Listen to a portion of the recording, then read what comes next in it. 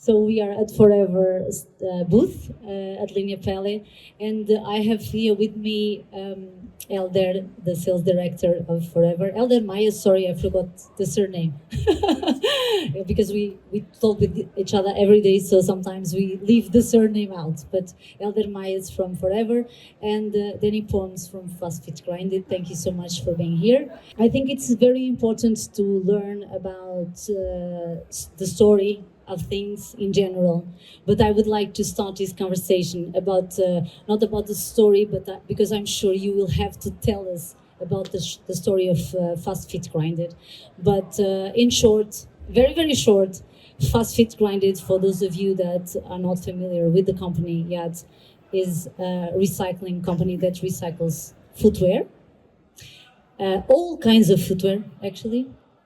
And we are going to learn how actually footwear can be transformed into new shoes starting from a recycling process.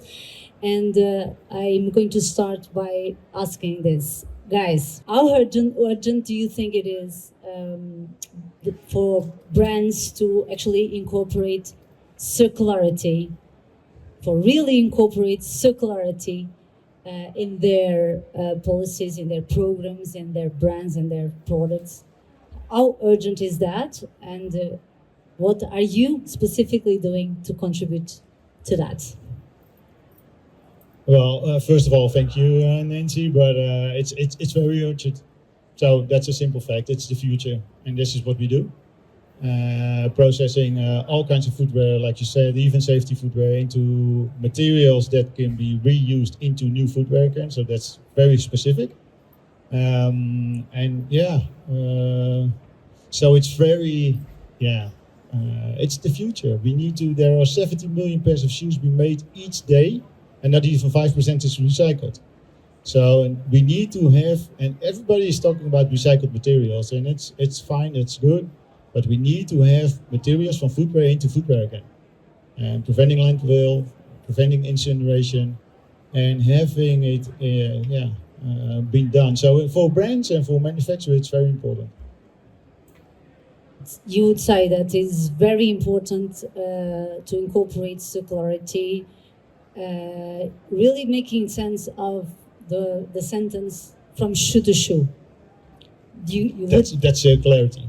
So I wanted you to talk about that because sometimes I think that circularity is not an obvious thing for everyone. We have been talking about recycling for many years, recycling in general, I mean.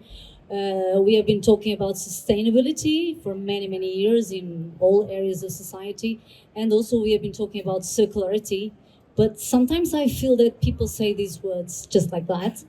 And then footwear, mainly, circularity is very urgent, probably because people don't even understand exactly what that means in footwear, from shoe to shoe. Yeah, and this means cooperating with each other. So it's a return program. It's having multiple manufacturers and having also with the compounders, and it's really cooperation. So it's very difficult. But circularity is a different thing than but recycled materials. And also for a manufacturer and every brand is very important because you can actually have the CO2 reduction into your program because it's your material. So because it's shoe to shoe, it's not just recycling, is circling, and is also reduction of CO2. That is the contribution of all these chain that we are creating here. Yeah, and it's also preventing landfill because you can make a shoe of other materials, other recycled materials. Mm-hmm. At the end of the day, it will end up in landfill or being incinerated. And so we need to change the industry, and that's our mission of Fastfeet Grinded. We need to change the industry to a circular industry. I started 9 years ago, and it's been a long fight. For many years, but yeah, we are now in the process of actually being there. You have a pretty good example of having a brand manufactured normally in Asia, going to Europe, produce these shoes with you, with our materials. That's the change.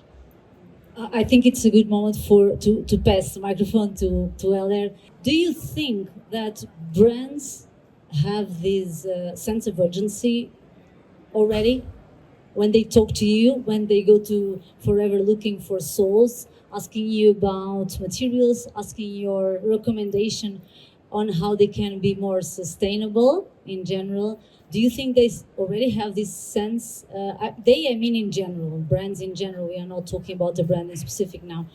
Do you think is it there the circularity need, or do you believe that most brands are still talking about sustainability, recycling, and not exactly aware of circularity? Hello. First of all, it's a pleasure to have you both over here. So it's exactly what we want to have in this talk discussion is the awareness that is the future and it's the present. As Daniel said, we have examples of some brands and important brands worldwide that have this philosophy in their company. So they define that for them this is very important to start looking at and to start let's say evolving. It doesn't mean that what was done today it will be what will be done in the next 2 or 3 years, but they start. So we have different levels of approaches, different brands. So the awareness of the process in some is big because they are searching for. In some other, they are trying to understand how they can do it. But I think that circularity is most of it a compromise. So you define that what you are producing new today is something that will be utilized next time on a new shoe. And this philosophy needs to stay in the very first product that you define, or in the very first moment that you define that this will be the let's say the procedure from now. So it's important that sooner or later most of them start looking really serious into that, because we have a problem worldwide. Nobody will solve it for the other. So you will have your own part, your own share of let's say the moment and the importance to solve it. So as many other things, some are coming in advance, some other will follow. I always prefer to be on the side, and we always prefer as Forever to be on the side of the, let's say, early adopters and the one that come in front. It's not an easy path. The result over there is not done, does not start today and ends tomorrow. It's not a pleasant, let's say, most of the times path, but it's possible to do. And we always take a lot of, we always like to see a lot the final result. But there's a lot of knowledge that we got from that process and that we get daily, not only in a component outsole, but also in an injected boot, in a compound like EVA or a thermoplastic or rubber. But again, we need that. We also feel that as a company, we need to cooperate. This is an ecosystem of people with similar mindset that want to, let's say, solve things in a world that has a lot of problems to solve. So okay, we want to do it. I can pick up on that sentence because the board over there says that circularity is a mindset. And circularity is a mindset, and now I think everyone understands the urgency, the need, and the importance. I think we should go very practical now. Danny, very practical. What does Fastfeet Grinded do to shoes? We deliver shoes to you, we people of the world. Ship trucks of shoes to you, you recycle them. What comes out of that recycling process? And because I believe that most people, when we're talking about recycling shoes, they imagine that we shred and then it goes somewhere. Well, what actually happens? What is the output of that process, and why is that important? Well, I can share some of the details, but I can not share anything. But this is what we don't do. We don't shredder.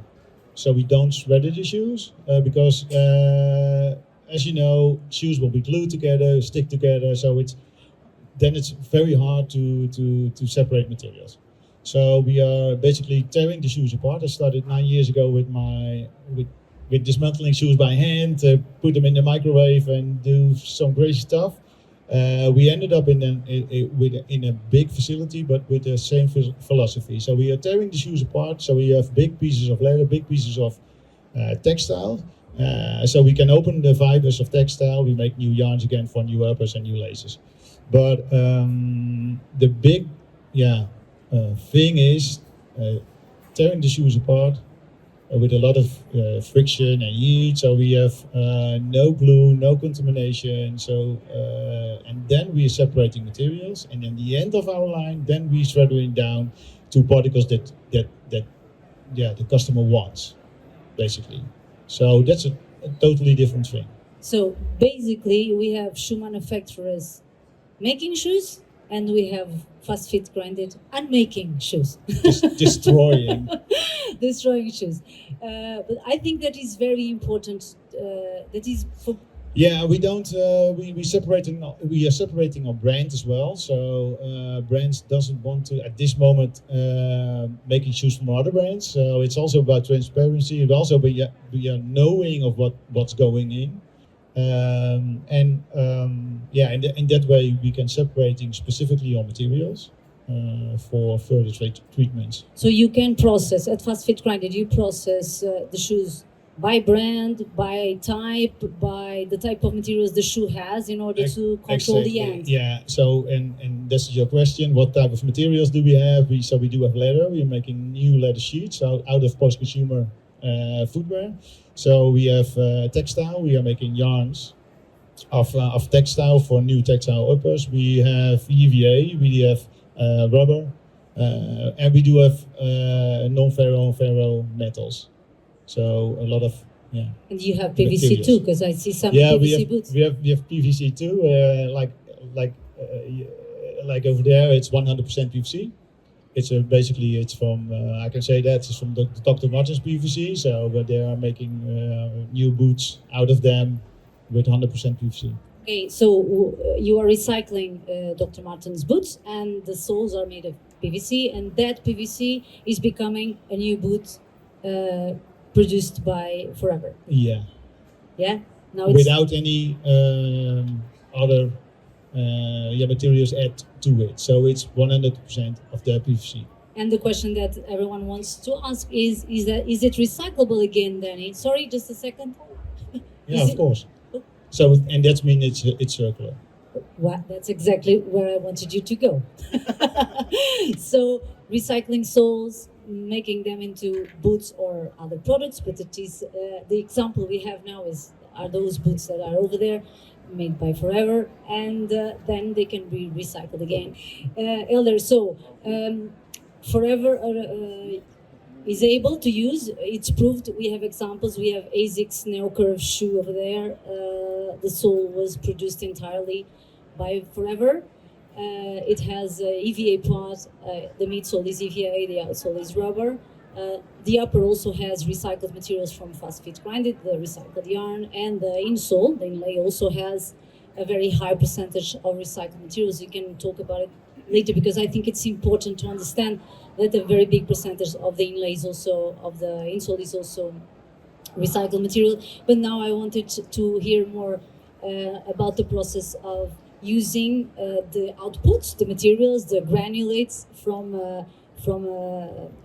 that come from Fastfeet Grinded, and making it back into a shoe component. So what would you like to tell us about that? How is the process, or was, at least you already did it. So I'm answering to my first question. The first question was, is it possible to produce new shoes out of old shoes?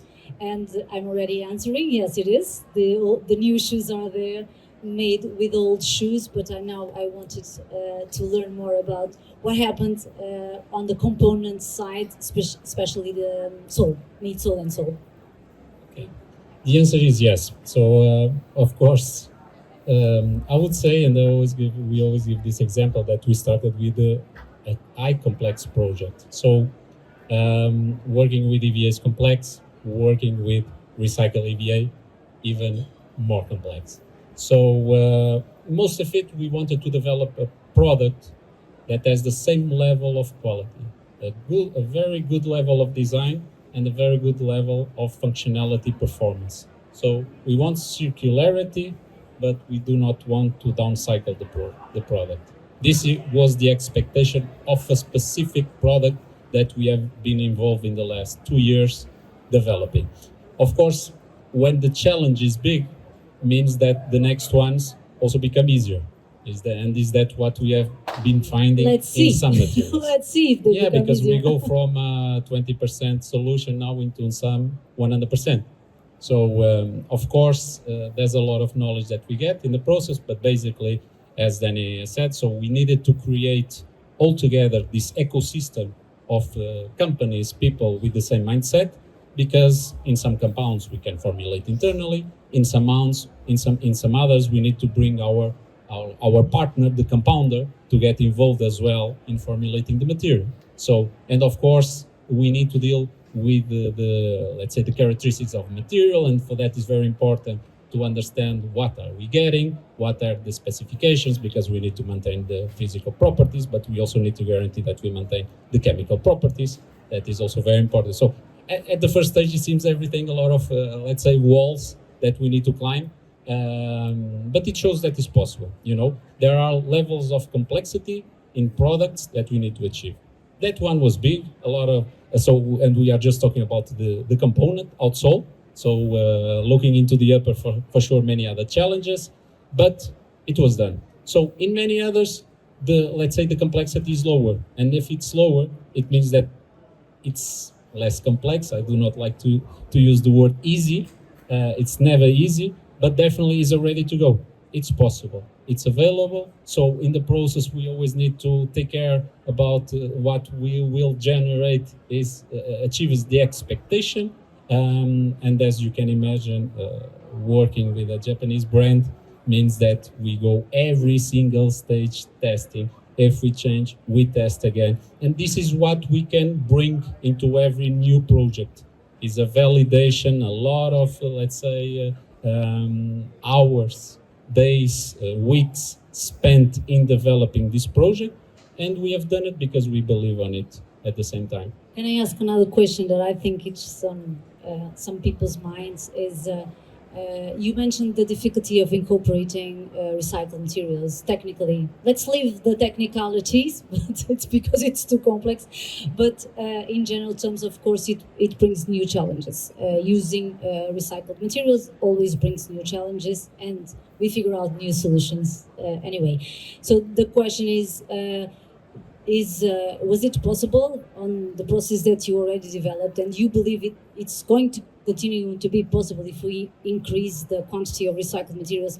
Is it possible to keep the performance levels of the component of the sole? Does a sole with recycled materials performs the same way and passes all the tests like the other soles that you produce every day at Forever? In the projects we have been developing, yes. So it was our compromise. So when we look, we may look into casual footwear. We are also working in safety footwear. So safety has, let's say, a higher level of complexity that it's connected with the safety required for the shoe. So yes, there's no, let's say, for us it's very important that we maintain the same characteristics of the product.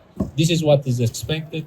Products, let's say consumers continue to demand more and more and more about shoes, to be lighter, to have more rebound, to have more slip resistant, to have a better abrasion resistance. So pretty much all these details is where we focus our efforts in developing the best solution. Otherwise, it would be just simply mixing something and producing something else.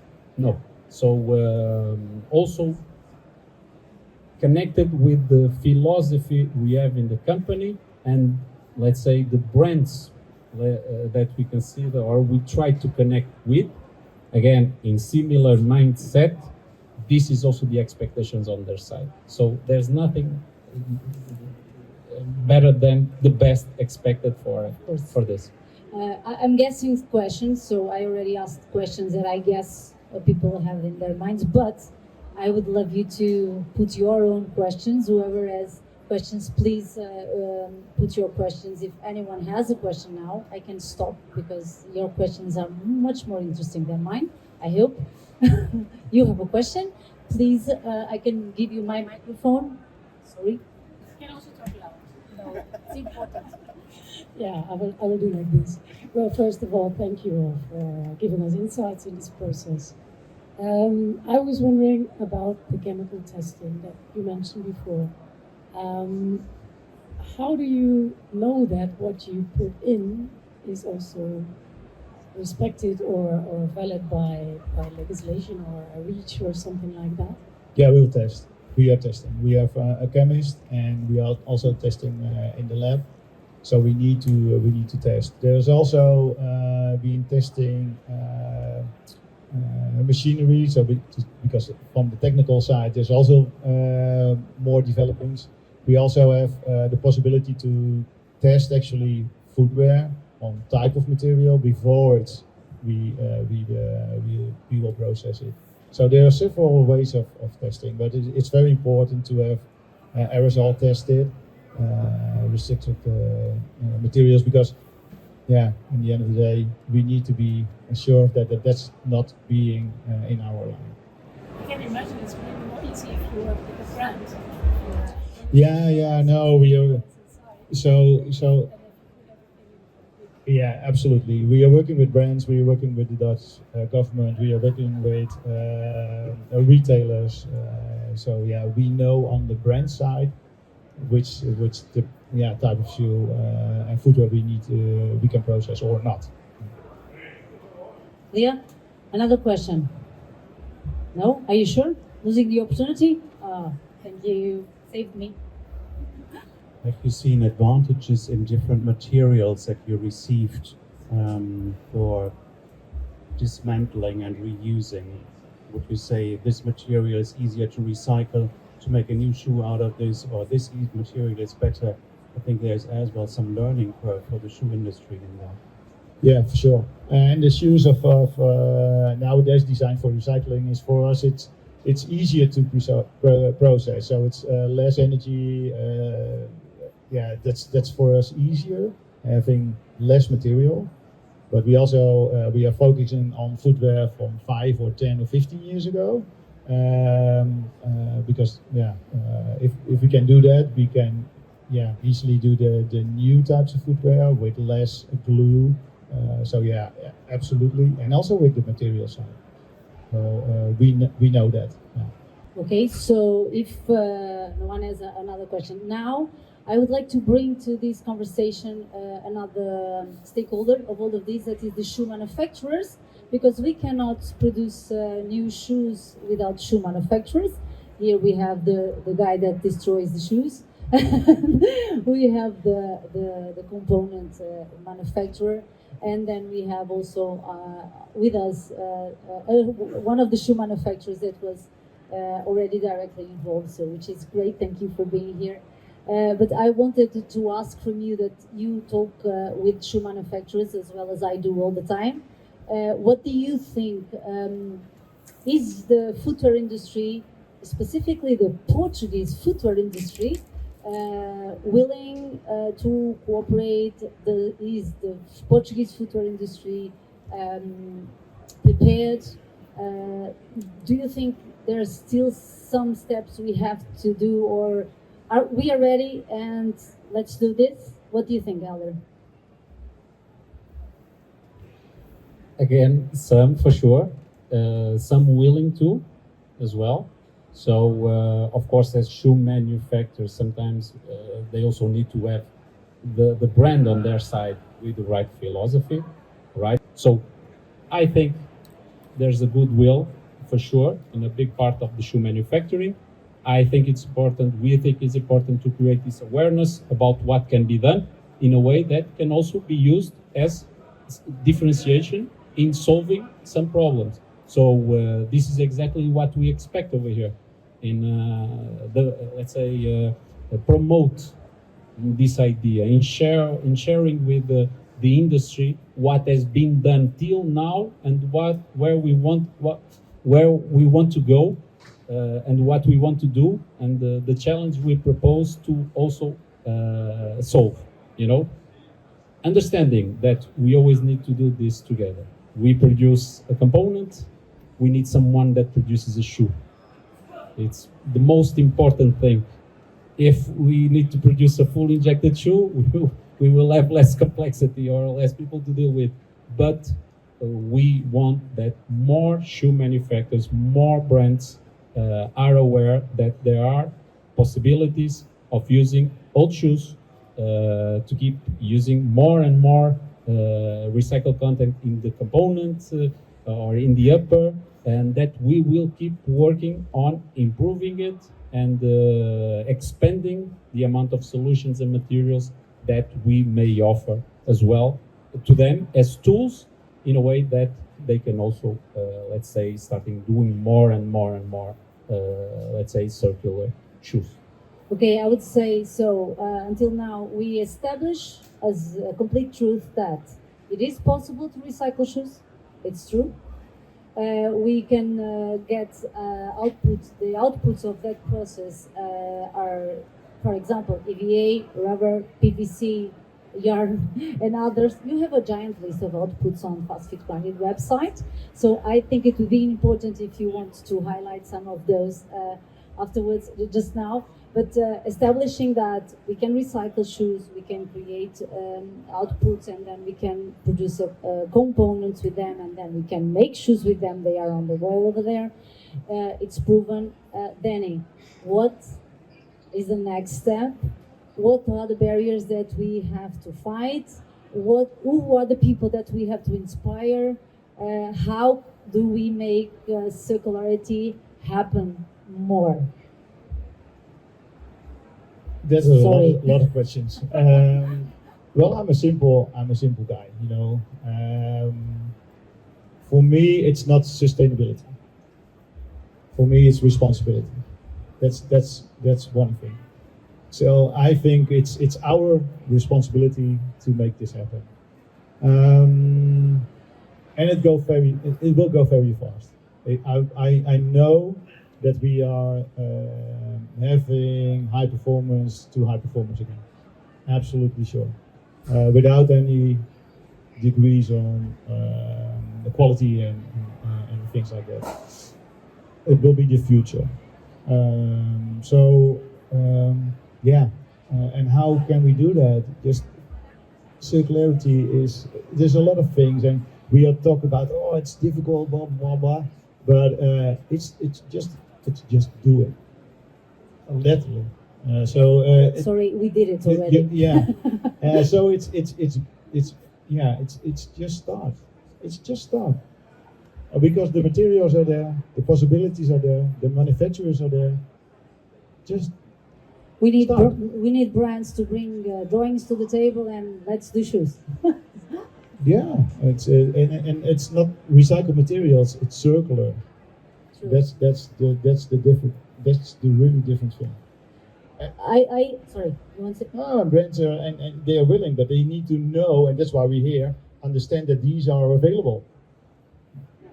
Nobody else thought that it was possible, but these are available. So just start. I would like to go back to one sentence that Hélder said in the middle of this talk. You said in some moment that it's important to do something, to start. It's important to start. I remember that you said that in somewhere. And do you feel that sometimes brands, they want, but they are looking for something perfect or trying to solve many problems on the plan before they start doing and solving it along the way? How do we inspire them again to, guys, start? How do we do that? You mentioned that, so I believe that you feel it in some moments that people don't start. What do you think about that? How can we change that? Just starting, so it's always the same. Totally agree. We need to start. We need to start focusing on what the other one is doing, is not so much effective as it should be. Everyone that is doing something is moving, so, and this is the most important thing. We started without nothing, without any customer behind when we started to discuss, when we first met both companies, I mean. Then some opportunities came later on. But the philosophy was over there, and we wanted to start. We wanted to have a solution, of course, in the products where we can help, but also to help someone that needed a partner to solve their problems. So it starts not seeking the perfect product. The perfect product does not exist, will never exist. So we have the obligation to start, to do something, to implement the right philosophy in the companies, in the teams, in a way that is not anymore the future, is the present, and that at the same time is not anymore a trend, it's the norm. So starting is definitely the value that needs to be in the product, and not just having excuses of not starting because, okay, I cannot do this, I cannot do that, So there are a lot of things that can be done in a very good-looking way, in a high level of performance of the materials, customization, etc. So just start. What we are trying to do together is maximizing the number of solutions available in a way that there is no excuses, at least on the component side. And I know that there are also no excuses on the upper side, which is also a very important part of the shoe. No more excuses. Let's do it together.